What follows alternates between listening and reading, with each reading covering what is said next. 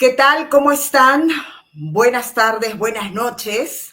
Estamos ya con la senadora electa Vanessa Kaiser, a quien le expresamos una sincera felicitación con mucha alegría.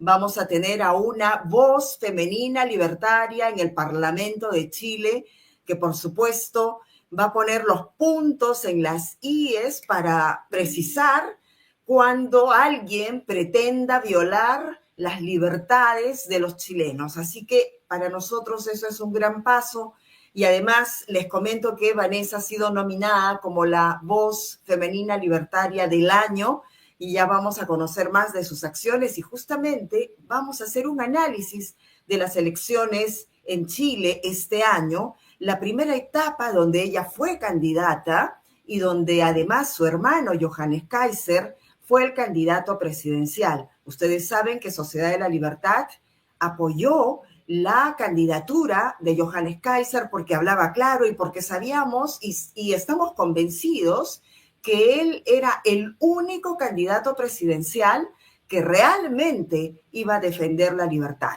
Él no es tibio, iba a ir directo al grano y nos encantaba muchísimo que marcaba, digamos, una línea bastante dura con relación a los globalistas, a toda la actuación del globalismo perverso. Entonces, por ahí como que nos atrae mucho y nos atrajo esa propuesta, como también el planteamiento económico desde los valores de la Escuela Austriaca de Economía. Así que había muchas razones para poder apoyar a Johannes Kaiser. Pero ustedes saben, y yo quedé absolutamente sorprendida, te comento, querida Vanessa, antes de darte la bienvenida, que había mucho comunismo en Chile. Y es más, ahora, como todos saben, prácticamente estamos hablando de un 60-40 y me preocupa ese 40%.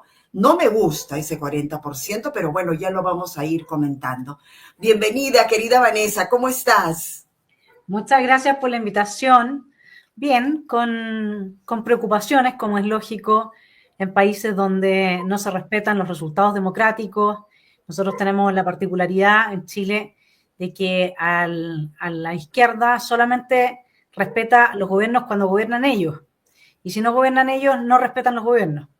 Entonces, la primera, digamos, bajada que me gustaría hacer a quienes nos están oyendo es que esa es mi principal preocupación. Ingresé al Congreso justamente para defender la libertad frente a el próximo ataque a la democracia, como el que vivimos en 2019. Eso fue un golpe de Estado que no ha sido suficiente ni ampliamente reconocido, justamente porque quienes participaron en ese momento como actores políticos, aunque fueran demócratas y estuviesen en contra de la violencia, no tuvieron el coraje de denunciar lo que estaba sucediendo. Y hoy día, poco a poco, empieza a salir, como decimos en Chile, los trapos sucios a la luz pública, pero tampoco, nosotros lo sabemos, porque en general los medios de prensa son de izquierda, tampoco hay gran algarabía con eso. ¿Por qué es tan importante lo que les estoy planteando? Bueno, porque ya empezaron las amenazas de que a José Antonio Kast no se le va a permitir gobernar, y por supuesto tienes la espada de Damocles entonces de todo tipo de acusaciones de violación a los derechos humanos si se usa la fuerza pública como corresponde para mantener la seguridad y el orden social. Por otra parte también desde la Iglesia Católica, yo respeto mucho la Iglesia Católica, pero un llamado de atención, nosotros tenemos un problema con la inmigración ilegal. No pueden pedirle a un presidente católico en su primer día de asumir que por favor respete los, comillas, derechos humanos de las personas que en Chile han ingresado ilegalmente y por lo tanto no debieran de estar acá.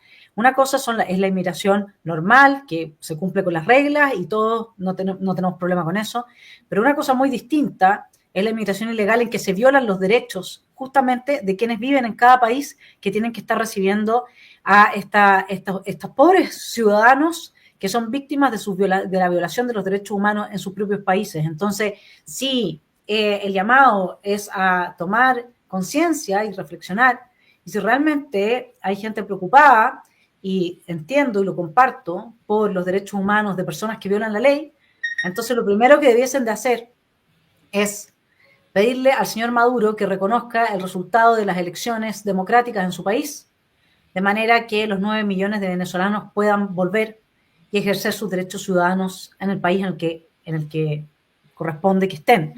Bueno, ese es uno de los grandes temas que va a tener que asumir José Antonio Kast en esa primera vuelta.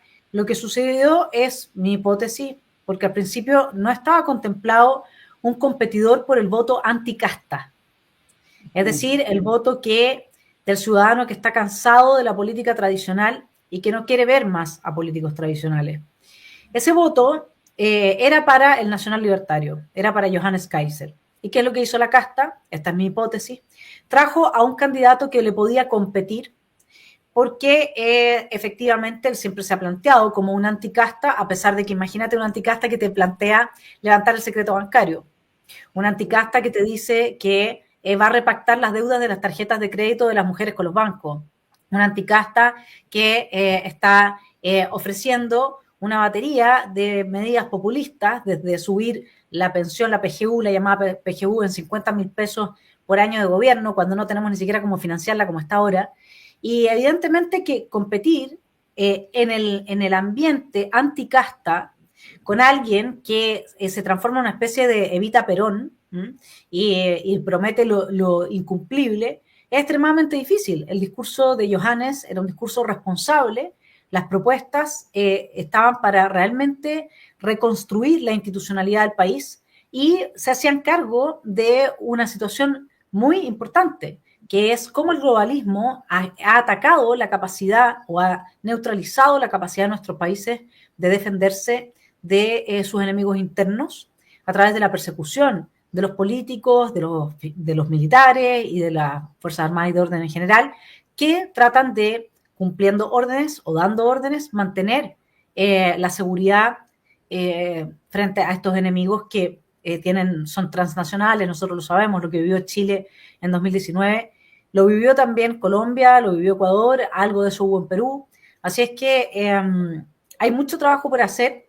Creo que del programa de Johannes, que era el programa más serio y con mayores posibilidades de sacar adelante el país, José Antonio, el actual recientemente electo presidente, debiese de tomar varios puntos, varias propuestas, como por ejemplo la revisión de los tratados internacionales y que justamente neutralizan la capacidad del Estado de defenderse de sus enemigos internos, pero también una reforma al Poder Judicial, eso lo saben los peruanos muy bien, y en general todo el Cono Sur tenemos un gran problema con el activismo político de extrema izquierda que ha capturado parte importante del Poder Judicial en nuestros países.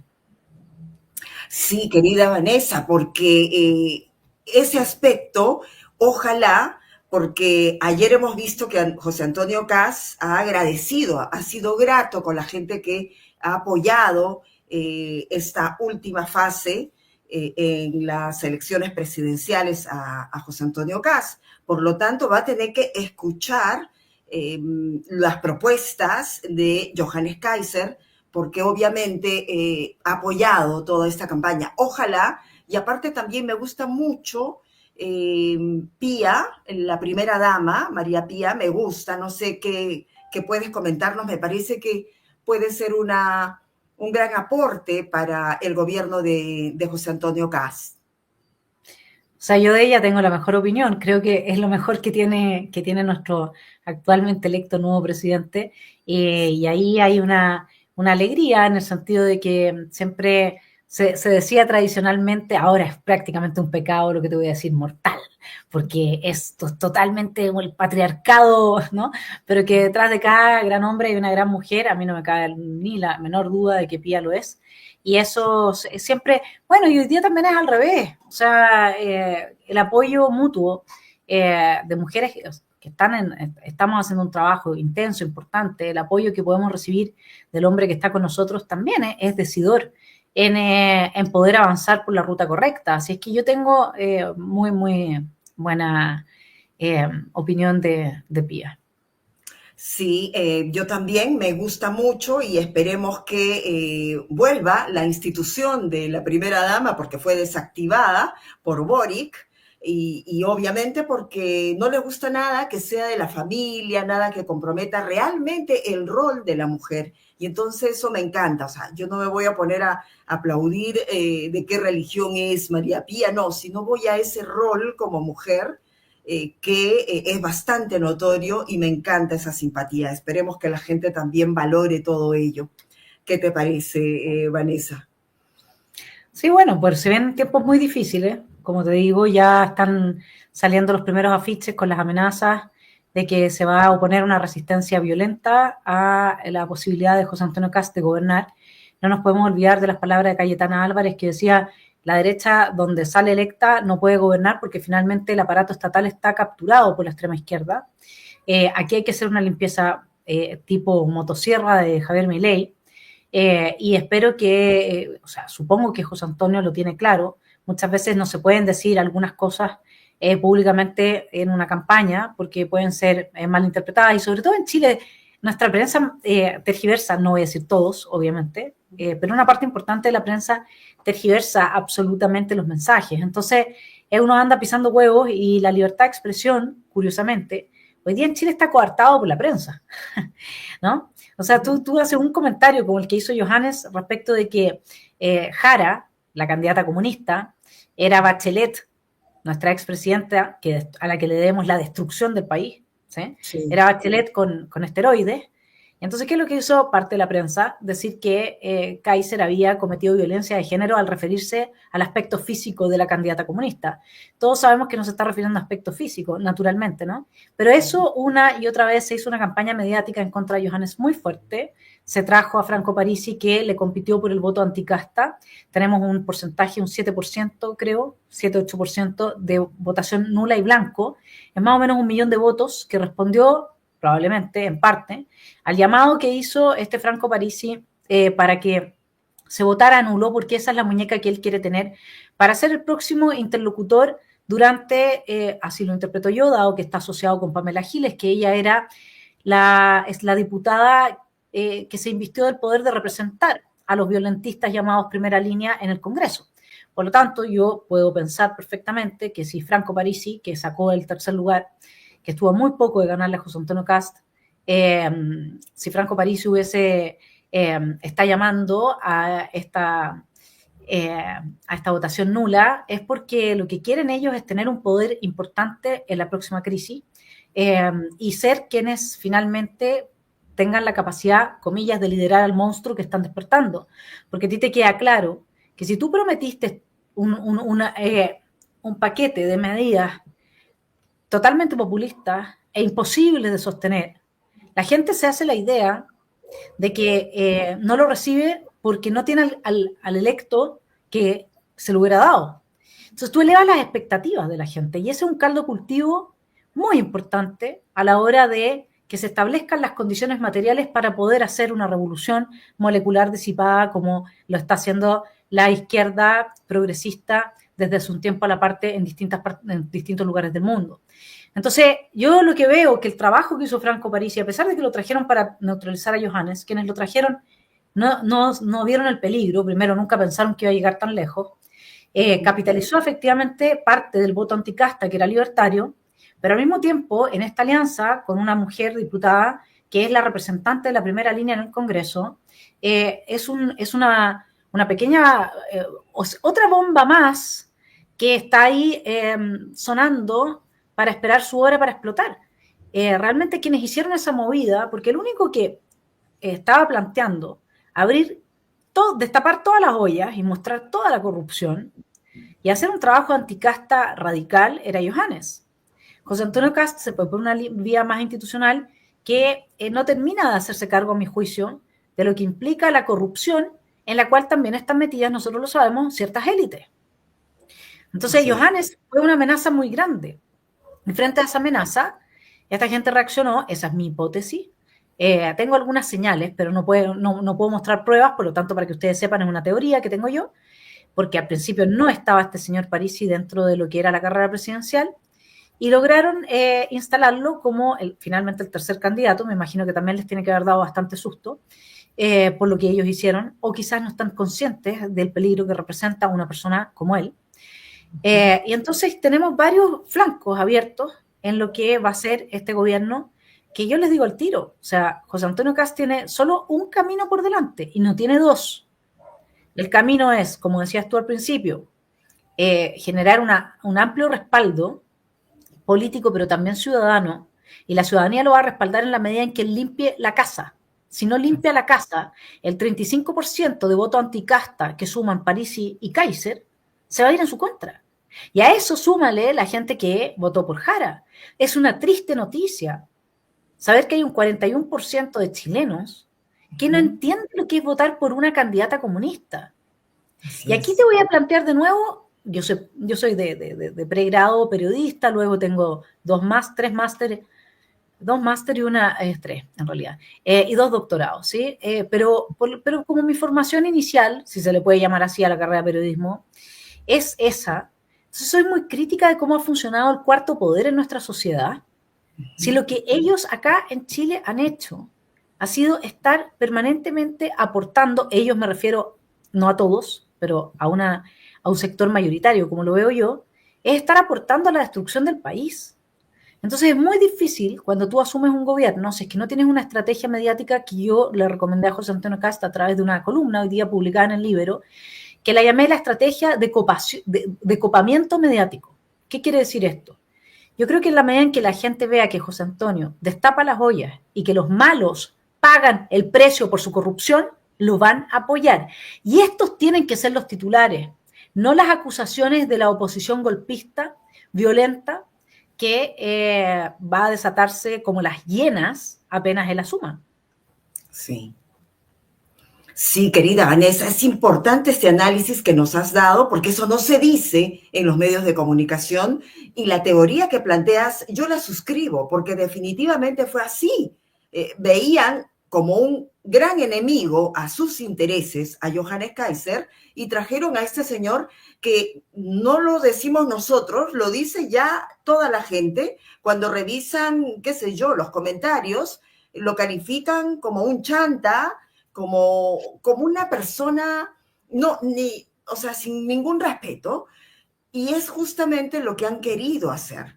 Pero independientemente de ello, lo que acabas de decir, que si José Antonio Caz no escucha el clamor de ese 60%, vamos a decir, de chilenos, pues sí va a estar en problemas. Entonces, la mano tibia, que si no hace, digamos, los destapes que debe hacer, sobre todo los corruptos, y si no limpia la casa, como lo acabas de decir, definitivamente sí va a estar en serios problemas. Incluso hay una pregunta y todo el mundo lo está haciendo.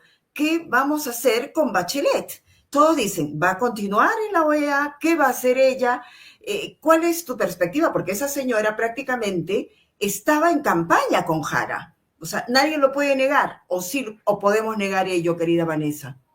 No, mira, más allá de la relación de ella con Jara, porque para serte bien franca, no he entrado en ese tema, no la conozco. Bachelet es la mujer responsable de haber destruido los fundamentos institucionales y las posibilidades de crecimiento, desarrollo y de progreso de nuestro país. Entonces tú te preguntas, ¿qué pasa con los chilenos cuando les hacen una encuesta donde el interrogante es, ¿qué pensaría usted de que Bachelet sea la próxima secretaria general de la ONU? Y los chilenos responden que sería un orgullo. Y yo el único motivo por el cual diría que sería un orgullo es para que le haga a la ONU el mismo proceso de destrucción que le hizo al país. ¿Sí? Para que lo haga igual de mal allá, de modo que la ONU deje de ser este leviatán con todos los tentáculos que tiene y se vaya, digamos, por las esclusas de la historia de la humanidad a enterrar en el cementerio de nuestra historia. Eso es lo que debe pasar con la ONU. Si para eso quieren llevar a Bachelet, yo creo que es muy buena idea, pero que haga lo mismo que le hizo al país. Eso es lo que tiene que hacer. Porque me vengan chilenos a decirme que estarían orgullosos solamente por ser una chilena que que todo lo que hizo fue en contra de su propio país. Destruyó la educación, destruyó la posibilidad de crecimiento con su reforma tributaria, incorporó a los comunistas al poder político. Es un desastre esa mujer. No se hizo cargo de la relación del Partido Comunista con la FARC para entrenar a terroristas del sur de Chile, que yo, ahora, región de la Araucanía, a la que yo represento. Esa mujer fue lo peor que le ha pasado a nuestro país en su segundo gobierno. Y vienen los chilenos y me dicen, que estarían orgullosos. ¿Sabes cuál es mi respuesta? Mi respuesta es el lavado de imagen que se le hace a personas como ella a través de la prensa tradicional. Lo mismo van a hacer con Gabriel Boric, acuérdate de mí. Lo van a volver a posicionar porque al final a la gente que está dispuesta a hacerle la genuflexión a la casta, los tienen de mascotas. Y les dicen salta y salta. Y por mientras les ponen la tenía de seda. Y entonces la gente se olvida que aunque la mona se vista de seda, mona se queda. Ese es el tema. O sea, a mí realmente me preocupa lo que vayan a hacer con la parte de la casta que se posicionó durante estos 4 años. Hablo de Gabriel Boric, Camila Vallejo y toda esta gente, la ministra de la Mujer, y toda esta gente que llegó a tener mucho poder y que logró que se corrompiera parte importante de la burocracia estatal. Nosotros hemos tenido unos escándalos como jamás habíamos tenido. Y aquí les voy a explicar cómo leo yo en clave política la corrupción que resulta de un incentivo permanente de parte de cierto grupo en el poder. Si yo soy ladrón, entonces lo que me conviene es que todos roben, porque entonces son de mi partido. Si yo soy corrupto, lo mismo. Si soy asesino, lo mismo. Si soy mentiroso, igual. Entonces, ¿qué es lo que hizo este gobierno? Se preocupó de meter en su partido político, aunque no tenga la identidad política como tal, a todos los que aceptaron las prebendas y los incentivos para corromperse. Y hoy día nos enfrentamos con un Estado como nunca antes. Y el problema es que tenemos nosotros el avance de la narcopolítica. Esa es una realidad, eso es lo que ha exportado el régimen cubano y el régimen venezolano a las distintas partes del Cono Sur. Y nosotros no hemos luchado en contra de eso. O sea, nosotros no sabemos hasta qué punto hoy día el Estado funciona a favor del crimen organizado y de los narcos. Sí. Ese es el problema de fondo más radical. Y tenemos una prensa que en lugar de hacerse cargo de que aquí se nos dio un golpe de Estado en 2019, de hacerse cargo de las denuncias de muchos políticos respecto de la llegada del narco a la política ese mismo año. Tenemos una prensa que solamente sabe bailar al sonido de ciertas élites que en realidad yo creo que les importa, voy a usar una palabra de Javier Milei, les importa un carajo lo que pase con el país. Esa es la verdad, les importa un carajo.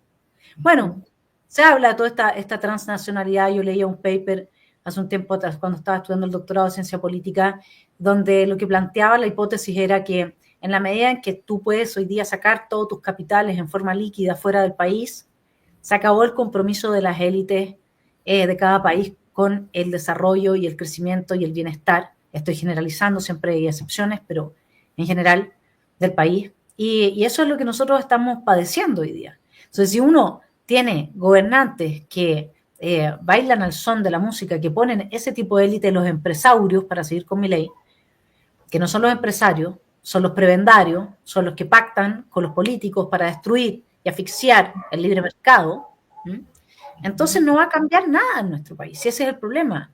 Y no nos olvidemos que el golpe de Estado se lo dieron a Sebastián Piñera, que era un socialdemócrata, era una persona de centro izquierda, fue una persona que votó por el no, fue una persona que avanzó en Chile políticas de izquierda como no lo avanzó prácticamente ningún gobierno fuera de Michelle Bachelet. Entonces, la tarea de José Antonio es titánica. Un 41% de los chilenos, más de ese 7% de númulos y blancos, no les importa que sea presidente la continuidad del peor gobierno que ha tenido Chile desde Allende. Así es. Eso es una muy mala noticia. Sí, es pésima noticia. Sin embargo, vamos a impulsar con toda, digamos, la acción humana como la tuya, porque los zurdos van a temblar cuando te van a ver en el Parlamento y ya deben estar temblando. Y como tú, hay otros que han llegado como para poder defender a Chile, porque ayer cuando escuchaba el discurso de agradecimiento de Kast, claro, o sea, se muestra como un republicano que quiere que todo el mundo respete, ¿no?, los actos republicanos, y que además, por favor, no puedes pifiar a los comunistas. Sin embargo, cuando vimos, cuando salió Jara, aceptando la derrota, ella sí permitía cómo la gente pifiaba el nombre de José Antonio Kast. Mientras que José Antonio decía, no, no, no, por favor, guarden silencio, no piteen, no hagan bulla, todos somos chilenos perfectos. O sea, como un discurso conciliador se puede aceptar, pero eso no significa que, como lo dijiste hace unos momentos, tratar de, en cierta forma, aplaudir o colocar en algún cargo a todos estos que la ciudadanía chilena, los ciudadanos de bien, les han dicho, chao, vete, no te queremos, has destruido el país. Entonces, no puede haber ninguna condonación de ningún tipo. Y ojalá lo entienda José Antonio Kast, porque yo lo veo por ahí un poco tibio, quizás un Piñera 2, ojalá que me equivoque, pero siempre lo vi así, por eso que no estuvimos nosotros desde Sociedad de la Libertad alentando mucho a Kast, sí lo hicimos con Johannes Kaiser, porque conocemos las acciones y todo lo que él quería hacer por el bien de Chile. ¿Cómo ves ese aspecto? ¿Cómo lo ves a Kast? ¿Tibio? ¿Lo ves Piñera 2? ¿Cómo lo ves ahora, en esta meta donde él dice que recién arranca? Mira, antes de responderte a esa pregunta, quisiera hacerme cargo de un planteamiento que hiciste y que hace un tiempo yo pensaba así, pero luego me di cuenta que estaba equivocada. Los zurdos no tiemblan. Y te voy a decir por qué. Porque los zurdos están apoyados por las élites globalistas. Así Están es. apoyados por los organismos internacionales. En Chile se rechazó con un 62% el proyecto de nueva constitución, el primero, y a las 2 semanas la derecha genuflexa al servicio de los intereses de los globalistas fue a pactar en contra del pueblo de Chile un nuevo proceso constitucional. ¿Y por qué digo que esa derecha es globalista? Porque ellos han firmado la Agenda 2030. Y no tienen absoluto... Piñera firmó la Agenda 2030. Con Piñera se inauguró todo el tema de el transgenerismo y las terapias afirmativas para los niños, que es una crueldad sin límites, es una perversión. Todo eso lo hizo Piñera. Nadie persiguió más a los militares de la época del 73 en que nos salvaron del castrocomunismo que Piñera. Entonces, ¿qué es lo que pasa? Que cuando yo analizo, mira, el Partido Comunista hace unos meses atrás celebró su 113º aniversario, ¿ya? ¿Y quién estaba presente en la celebración? Los diplomáticos chinos. Por Dios. Perfecto. Claro, no debería Entonces, ser. imagínate, me apoya, yo soy del Partido Comunista, me apoya. El país más poderoso o el segundo más poderoso del mundo o el primero, dependiendo de la perspectiva que se lo vea. Me apoyan los organismos internacionales con las agendas globalistas. Me apoya el crimen organizado y la plata de el narco. Se ríen, no tiemblan, se ríen. Claro. A lo más, lo que les puede pasar es que les dé rabia que una Corina Machado, un Johannes Kaiser, un Javier Milei les trabe la rueda y les ponga un palo. Eso es lo más que les pasa. Porque ellos están absolutamente convencidos de que la victoria ya es de ellos. Cuando se rechazó el primer proyecto de nueva constitución, el presidente Boric dijo, lo que pasa es que nosotros somos la vanguardia y el pueblo no nos entiende, porque ese proyecto era la constitucionalización de la Agenda 2030 en Chile. Y el segundo proyecto era la habilitación del mismo primer proyecto, impulsado por republicanos. Entonces, ¿qué es lo que pasa? Que no veo a quién le van a temer. A menos que acá realmente haya una decisión, no solamente de José Antonio, que yo creo que la tiene. Yo creo que él sabe que si intenta ser un Piñera 2, le va a ir igual de mal que a Piñera. Y no creo, la verdad, que José Antonio esté dispuesto a que le pase eso. O sea, hay una diferencia de carácter fundamental. Okay. No lo veo haciendo una genuflexión de esa índole, enlodando su nombre y su honor por el resto de la eternidad, a sabiendas de que el desafío que tenía implicaba, como él dijo, irse preso. Él dijo, yo estoy dispuesto a irme preso. Entonces, la situación de Piñera cuando asume es una situación muy distinta de la que hay ahora después de un golpe de Estado y de 4 años del peor gobierno que ha tenido Chile desde Allende hasta ahora. Sí. ¿Por qué? Y aquí es donde está lo que yo le recomendaría hacer al equipo de José Antonio, primero, y con mucha humildad, ¿no? La pregunta es ¿por qué tenemos ese 41%? Nosotros sabemos que los jóvenes están siendo adoctrinados permanentemente en las escuelas, en los liceos, en las universidades. Entonces, lo primero que yo haría, por ejemplo, es juntarme con los dueños de universidades privadas en las cuales se adoctrina a la juventud, que hoy día la mayor base de votación de Piñera, el mayor porcentualmente el mayor respaldo, él lo tiene en los hijos de la élite. Entonces yo realmente me juntaría con los dueños de la universidad y diría, ¿vamos a cambiar Chile o no?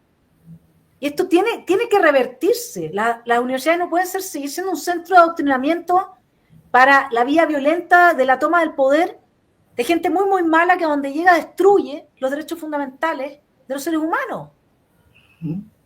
Entonces, yo creo que haría una estrategia inteligente intentando, asimismo también hablaría con gente dentro del Poder Judicial, etcétera. Yo lo haría en términos no de que ahí uno puede intervenir, porque el Ejecutivo no puede intervenir, no, pero en términos de que, a ver, ¿qué pasa con un Poder Judicial que adopta, por ejemplo, la perspectiva de género?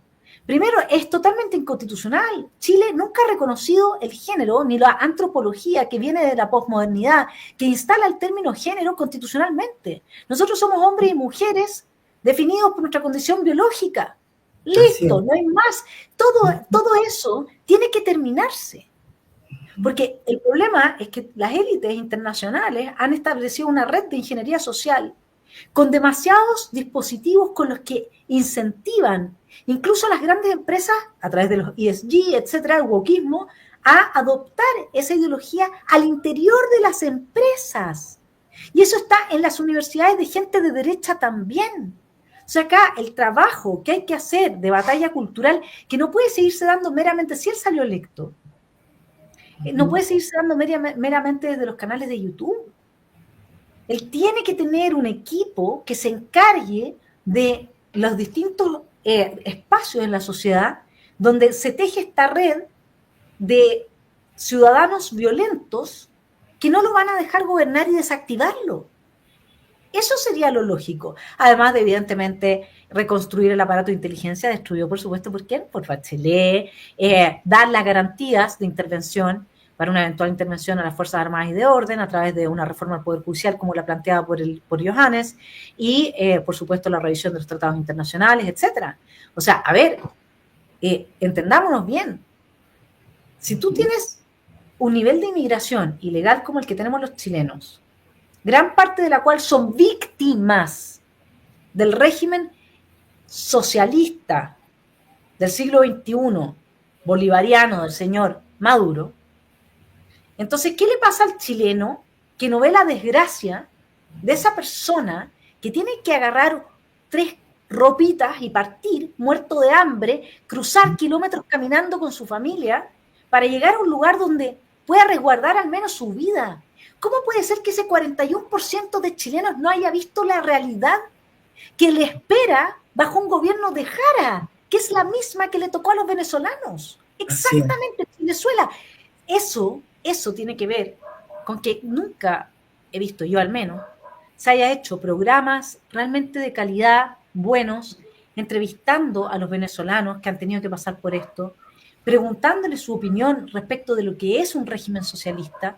Muchos venezolanos yo sé que no dan entrevistas porque tienen miedo después de las represalias del régimen, pero habrá más de alguno, como Corina Machado o como puede haber sido en su momento antes de llegar a la presidencia Milei, que también enfrentó muchas amenazas, etcétera, que estén dispuestos a dar su testimonio de manera que la gente sea consciente de qué encarnaba la señora Jara, cuyo gobierno mandó al subsecretario chileno a firmar un pacto de seguridad con el gobierno de Maduro.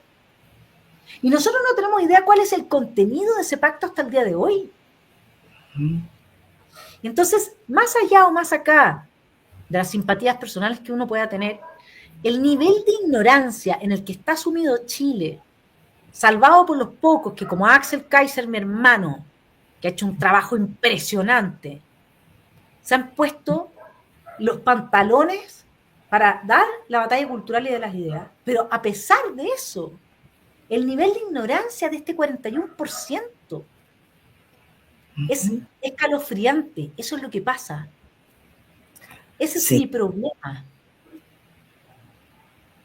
Sí, querida Vanessa, lo que acabas de decir definitivamente sí es muy preocupante que los chilenos no despierten, no hayan analizado el panorama en sí y además también, ya que mencionas a Axel, ha presentado recientemente su libro Nazi Comunismo, Sí. el cual para nosotros es el libro libertario chileno, bueno, ya lo van a conocer porque está también nominado. Ya vamos a hacer esa coordinación y ojalá la gente pueda tener acceso, debería comprar ese libro porque hay mucha información allí, esa relación Pero del además, nazi. ¿sabes qué? Quiero Sí. agregar un punto que se me ocurre ahora conversando contigo. Ok. Jara es octubrista. Jara vestía la polera símbolo, con el perro matapaco, símbolo de la destrucción de la institucionalidad del país. La gente que votó por ella vivió el 18 de octubre, lo vivió. Y no le importa votar por una golpista que participó de la destrucción sistemática de nuestro país durante meses. Es que, no sé, mientras más profundizo, peor veo la situación. Porque lo que necesita José Antonio para tener éxito es una ciudadanía consciente y vigilante, como la planteaba Jefferson, de la defensa de su libertad. Eso es lo que necesita José Antonio. Pero que el 40% haya votado por una persona que lo que te promete en la realidad de todos los países donde alcanzan el poder es la situación de Venezuela, de Cuba, de Norcorea, que hayan votado por esa señora. No, yo de verdad entiendo mejor el voto de Parisi, porque Parisi en el fondo, ¿qué es lo que hizo? Parisi tomó la rabia anticasta con la esperanza o la ilusión de satisfacer expectativas materiales, económicas, y lo cruzó. Si tú te das cuenta, Milei no lo hizo. Milei dijo, van a venir tiempos duros, nos vamos a tener que apretar el pantalón. Imagínate que tú a Milei le hubieras puesto a competir con el mismo discurso de zurdos de mierda, ¿ya? Y casta, y qué sé yo, anticasta, a alguien que hubiera prometido todo. Imagínate. ¿Se entiende por qué el resultado de Johannes? Porque es imposible competir contra un discurso así. Y además, como llegó, mi hipótesis nuevamente, siendo la mascota de ciertas élites que le tenían miedo a Johannes, entonces no hubo en la prensa prácticamente ninguna crítica hacia ninguna de sus propuestas. Corrió solo. Claro. Lo dejaron andar. Lo dejaron andar con un discurso que es imbatible, anticasta y populista, que te entrega todo y al mismo tiempo te promete la venganza en contra de la gente mala, en contra de la gente que ha abusado de ti durante años. Es imposible competir contra un discurso como ese. Ese es el Pero era raro, Vanessa, que no se dieran cuenta que estaba vendiendo humo, porque lo que hacía era vender humo. No, la gente, mira, yo a mí me ha pasado, sí. Hay mucha inocencia, hay mucha ignorancia también. El hecho de que uno salga en televisión, la gente cree al tiro que si uno sale en televisión es porque tiene algún tipo de talento que ellos no tienen porque ellos no salen, ¿sí? Entonces, aquí hay mucho trabajo que hacer en ese sentido. Y por eso es que un gobierno de José Antonio Kast tiene que tomarse muy en serio la batalla cultural. Porque va a ser la única manera, y la batalla cultural, tanto en el plano pragmático, que es lo que te digo yo, de ir generando alianzas con personas que pueden cambiar ciertas realidades, como el adoctrinamiento en las universidades, al menos de la gente que es de derecha, ¿sí? Que hay un adoctrinamiento brutal. Ahora, si esas élites al mismo tiempo están vendidas al globalismo, que suele pasar eso, no vas a poder competir contra nada. Y tienes el conflicto al interior de las universidades. Partió todo esto ahí, ¿no? Donde tú tienes un curso de 50 alumnas y porque hay 5 que te exigen el lenguaje inclusivo, si tú no hablas en inclusivo, entonces te queman la sala. Bueno, todo eso tiene que parar. Acá el restablecimiento del Estado de Derecho tiene que ser de la A a la Z. Y si no lo hace de esa manera, y para eso, insisto, necesita una estrategia comunicacional que le dé todos los días titulares a los medios en contra de la casta que está saliendo del poder. Es decir, que levante todo, destape todas las ollas, de manera que la prensa se dedique a eso, y no atacarlo a él y a darle espacio a los violentistas que van a querer producir las condiciones materiales para el próximo golpe de Estado. En 2 años lo pueden hacer. En 2 años lo pueden hacer. Si la gente estuvo dispuesta en un 41% a votar por una golpista que usaba la polera matapacos, entonces en 2 años tienen dado vuelta a la cantidad de personas suficientes para hacer lo que ellos quieran. Esa es la realidad del país. Sí. Lo lamento para los que me están escuchando, porque sé que después me dicen que terminan amargados, que les estoy tirando pelo a la sopa al gran éxito que tuvo la derecha. Pero si entiendan una cosa, Maquiavelo dice que el éxito político consiste no solamente en llegar al poder, sino que en mantenerse en él. Claro. Y en democracia, obviamente, hay que entregarlo a alguien que siga profundizando tu línea y que sea democráticamente electo. Eso es el éxito. Este es el primer paso recién. Pero ahí los tenemos a ustedes, los hermanos Kaiser, querida Vanessa, y entonces ahí prioriza decir, a ver un momentito, José Antonio, ¿dónde está la libertad educativa? Por favor, priorizar la libertad educativa porque por ahí tiene que comenzar. Imagino que deben tener especie de una hoja de ruta o de propuestas de parte de Johannes Kaiser o digamos de los hermanos Kaiser, me encantaría eso, para decirle, mira, no desvíes esto, mira, esta es la hoja, no desvíes de esto. Y ustedes ahí, vigilantes eternos de que esto se cumpla por el bien de Chile. ¿Tienen ustedes algún planteamiento de ese tipo como para decir, mira, de todo lo que nos has dicho hoy día, perfecto, ya ahí hay una hoja de ruta. Ponerle solamente los puntos, 1, 2, 3, y esto tienen que hacer. Y ustedes ahí insistir, perseverar, hasta que lo tome CAS con su equipo, digamos, porque imagino que ya armará un gabinete, no sabemos cómo será su gabinete, ¿se sabe algo al respecto, Vanessa, o no todavía? No, yo la verdad es que no me he metido en el tema de las propuestas que puedan haber para eventuales ministerios, cargos, etcétera. No me interesa, la verdad. Y a mí me gusta el análisis profundo, y en lo profundo sí te puedo decir que José Antonio es partidario de la libertad en educación. Lo que pasa es que aquí no se trata de ser partidario de la libertad. Acá de lo que se trata es de dar la batalla. Y aquellos que están asfixiando esa libertad, ir, denunciarlos, hacer un trabajo institucional, transformar las instituciones que están entregándole a las nuevas generaciones en las fauces del monstruo comunista globalista. Entonces no es decir, ya, respetamos el derecho de educación, y qué sé yo, de los padres a educar a sus hijos, etcétera. José Antonio está de acuerdo con todo eso. Acá lo que pasa es que la estrategia tiene que ser distinta. Aquí no tenemos que defendernos de que José Antonio va a poner un proyecto de ley en el que no va a respetar libertades. No, eso no me preocupa en lo más mínimo. A mí lo que me preocupa es que sigamos entendiendo la política como lo que era antes de la emergencia del globalismo, de la ideología climática, del wokismo, de la ideología de género, de la estatolatría y de todos estos caballos de Troya que mueve el progresismo, generando el cruce de 2 agendas fundamentales: la despoblación del planeta, porque son neomalthusianos, y la descristianización de nuestra cultura cristiana occidental. Por lo tanto, la transvaloración de todos nuestros principios, de nuestra moral, y desde ahí liquidar a Occidente. Y solo Occidente conoce la palabra libertad, conoce el significado de la palabra libertad. Solo Occidente lo conoce. Entonces, al final, ahí es donde está. Ahí es donde está. ¿Y de dónde viene que nosotros conozcamos la palabra libertad? De Jesús, pues. Si Jesús es el que dice, el que quiere que me siga. Claro. Y con eso reconoce al individuo y reconoce el libre arbitrio y respeta tu decisión. El legado de Cristo es el que se manifiesta en nuestras instituciones, en los límites a la injerencia del poder político, al César lo que es del César, pero a Dios lo que es de Dios. Así es. En el reconocimiento de los derechos fundamentales que son anteriores a la existencia del Estado. Ese reconocimiento dice relación con nuestra concepción de dignidad que ancla en el hecho de que somos criaturas creadas a imagen y semejanza de Dios. Y eso es lo que nosotros tenemos en nuestros derechos fundamentales.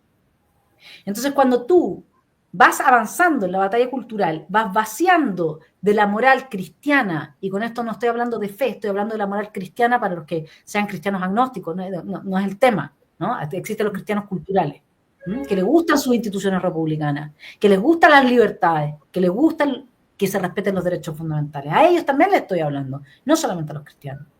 Pero la pusilanimidad de mi mundo cristiano, frente, por ejemplo, a la ideología de género que le enseña a un niño que Dios se equivocó, que lo puso en un cuerpo equivocado, eso es lo que le enseña. ¿Cómo es posible que no se haya levantado la cristiandad completa a denunciar esta aberración, que luego tiene que ser corregida con hormonizaciones, con castración, con vaginoplastías, con faloplastías, con mastectomía? Eso, así nos están destruyendo, así están castrando a los niños. Y fíjate que lo que debiera de haber leído un cristiano ahí, de cualquiera que siga a Cristo. Sí, así es. Dios no se equivoca y no te permito que le enseñes esto a mis hijos. La ideología de género es anticristiana hasta la médula. Y yo sé que José Antonio no está de acuerdo con la ideología de género. La pregunta es si entiende qué es lo que hay en juego. Porque llegar a este tipo de conclusiones, yo estoy escribiendo mi nuevo libro, hoy día he trabajado 10 horas diarias. Además de hacer todo el otro trabajo. Pero es que, y es sobre cómo nos están destruyendo el deseo de vivir. Ya hay estudios que prueban empíricamente cómo todo este progresismo, el feminismo, el wokismo, la ideología de género, la ideología climática, está atentando en contra del instinto de autoconservación a tal punto que quienes adhieren a esas ideas sufren de depresión, angustia y las tasas de suicidio van al alza. Nuevamente, la agenda de despoblación. Pero es muy difícil, si no le has dedicado muchas horas a un tema como este, entender lo que hay detrás. Ese es el punto. Y cuando nosotros entonces queremos dar una batalla cultural, y en lugar de contar con gente porque te insisto, si hoy día la Iglesia Católica Romana, poniéndole puntos sobre las i a José Antonio para que no vaya a violar los derechos humanos de los inmigrantes ilegales, como si exigir el imperio del Estado de Derecho fuera una violación de los derechos. Es que, ¿en qué mundo?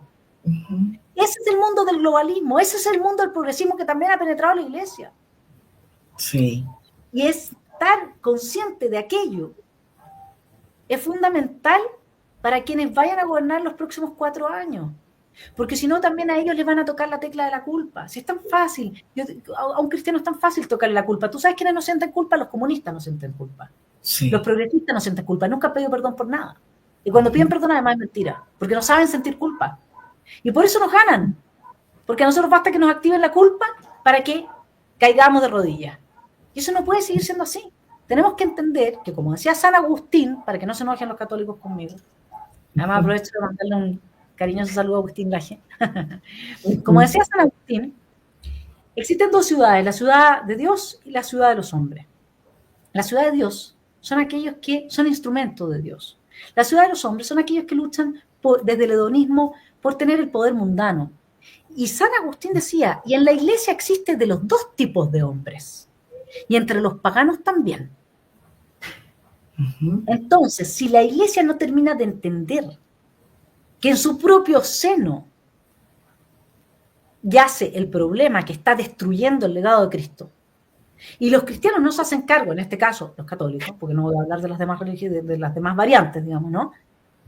Entonces es muy fácil que a los creyentes los lleven por el camino empedrado, cuyo destino final es el infierno. Sí, definitivamente. Esa parte me gusta cómo lo analizas. Y cuando tocaste el aspecto del suicidio, por ejemplo, en Chile no sé si ya tienen estadística, pero yo estoy segura que sí existe, porque hace poco, para nuestro 4º aniversario, el 9 de noviembre, cuando realizamos la Cumbre Mundial de la Libertad, la 8ª cumbre, hemos estado analizando todo este lado de la manipulación ideológica, ¿no?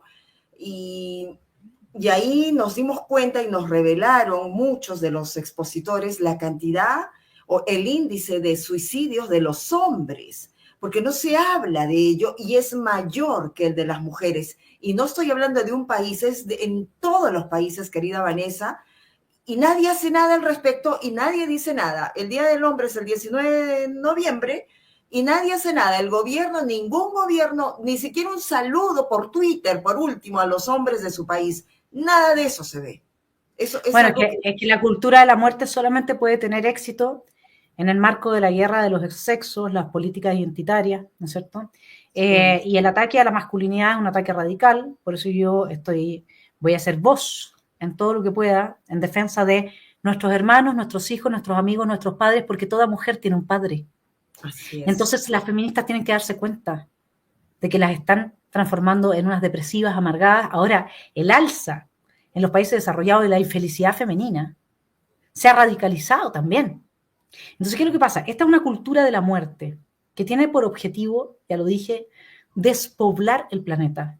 Son neomalthusianos y nos han fabricado una serie de dispositivos culturales para que nosotros nos deprimamos, para que a través de las creencias que nosotros tenemos neguemos el amor, neguemos la familia, neguemos la patria, neguemos a Dios, neguemos la linda relación que puede tener un ser humano responsable con el planeta, nos neguemos a nosotros mismos en la conciencia y neguemos nuestro propio cuerpo buscando a través de la mutilación una identidad de al final alguien que vive en promedio mucho menos que el resto de la población porque todas estas hormonizaciones, etcétera, tienen un efecto y además también generan alza en la tasa de suicidios en proporción al resto de la población de gente con depresión o algún tipo de trastorno.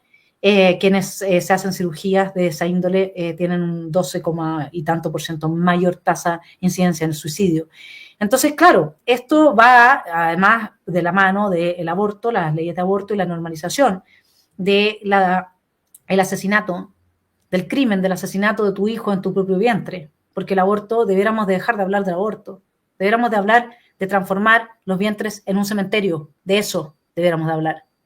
Hay suficientes métodos anticonceptivos y un niño siempre un milagro, es siempre una voluntad de Dios, siempre lo es.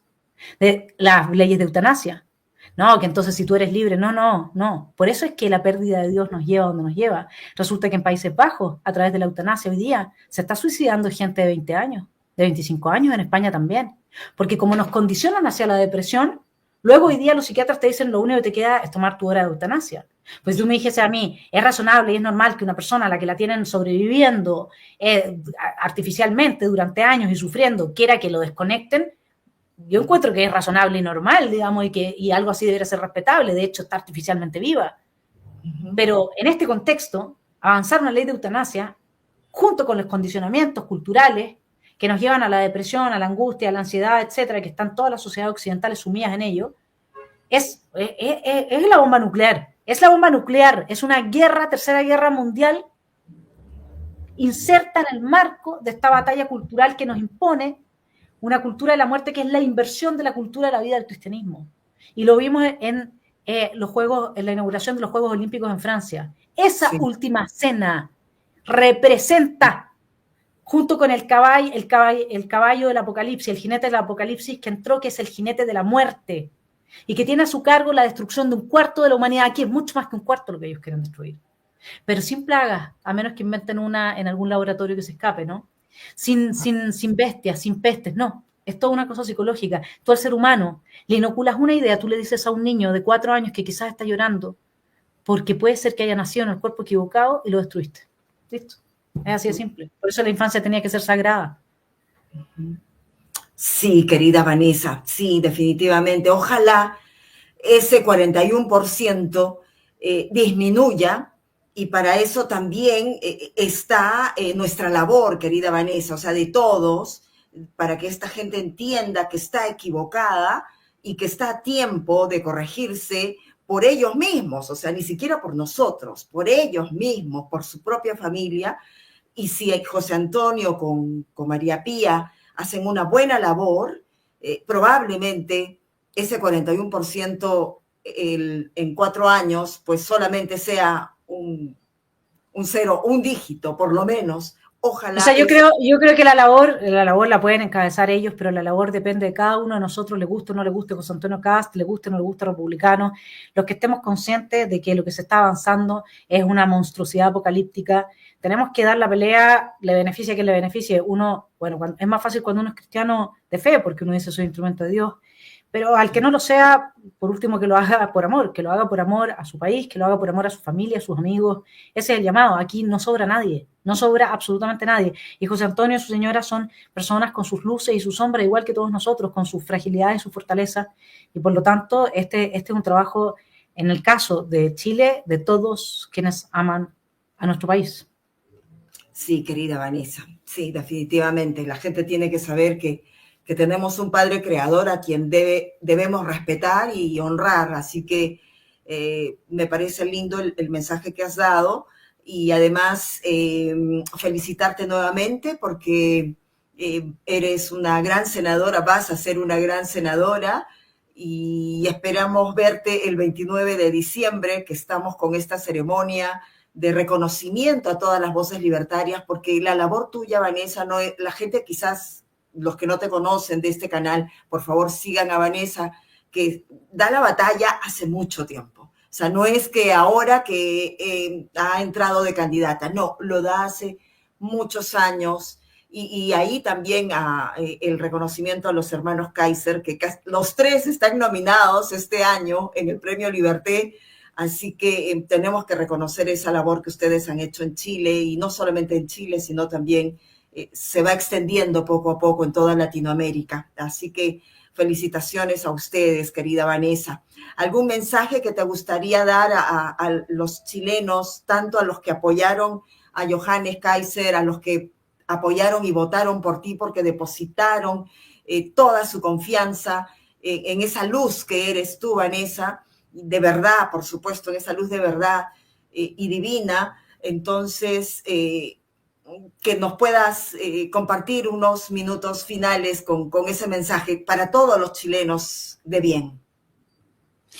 Los quiero dejar invitados a ver el discurso que dio la hija de María Corina Machado, porque cuando le dan el Premio Nobel de la Paz a su madre, véanlo, el amor tiene que ganarle al miedo. La diferencia la hacemos las personas que entendemos que una vida de esclavitud no vale la pena. Mejor morir con las botas puestas que en una actitud genuflexa frente a personas de la malignidad que nos ha tocado ver. Tenemos que hacer un trabajo, cada uno de nosotros, de hormiga, ir, aunque sea molesto. Tenemos que disfrutar que nos funen, tenemos que disfrutar que nos digan que somos los malos. Y me dicen mala, es mi canción favorita en mis clases de baile, y que me digan mala. Porque claro, con una moral instalada desde el progresismo y sus agendas de la muerte, por supuesto que quienes defendemos la vida somos malos. Y eso, creo que el amor tiene que superar al miedo, sobre todo en mi región de la Araucanía, donde sé que la gente vive con mucho miedo, lo tengo clarísimo.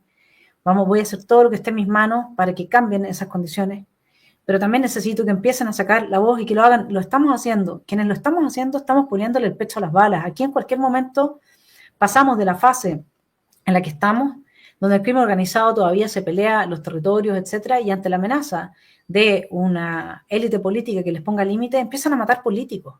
Nosotros somos los primeros en la lista, digamos. Entonces, pero si somos tantos, que es imposible que nos ganen, ahí es donde está la esperanza. Así es que, bueno, que descanses en paz, te lo dicen el último día. Y tarde o temprano cementerio metropolitano. Yo prefiero morir luchando por mi país que morir de COVID entubada en un hospital. Esa es la verdad. Así que esos son mis pensamientos más profundos en este momento. Te mando un abrazo grande y muchas gracias por esta entrevista. Sí, querida Vanessa, me encanta. Y nosotros siempre vamos a defender la vida, la libertad y la propiedad, los tres derechos naturales, y que no necesitamos, a veces yo lo digo, de que lo diga una constitución o tal ley. Es un derecho inherente de todos y todos deberíamos defender ello y respetar la vida y la libertad la propiedad del otro. Es tan fácil, yo lo digo, pero ¿por qué se complica en la vida? No, señora, no se tiene que leer todo el cuaderno de ese papel donde dice Constitución o tales leyes. No, es básico, respetar la vida, la libertad y la propiedad del otro y ya está. Todos vivimos felices, querida Vanessa, ¿verdad? Así es. Un abrazo muy grande a todos los seguidores. Entonces, la Sociedad de la Libertad, intégrense, inviten más gente y que podamos unirnos los libertarios de los distintos países para avanzar justamente en ese camino que es arduo, pero es el único que vale la pena, yo creo. Sí, es lo único que vale la pena. Un abrazo fuerte desde Lima, Perú, hasta Chile, querida Vanessa. Besos. Muchas gracias. Chao. Gracias a ti, muchas gracias y gracias a todos por estar aquí. Hasta pronto.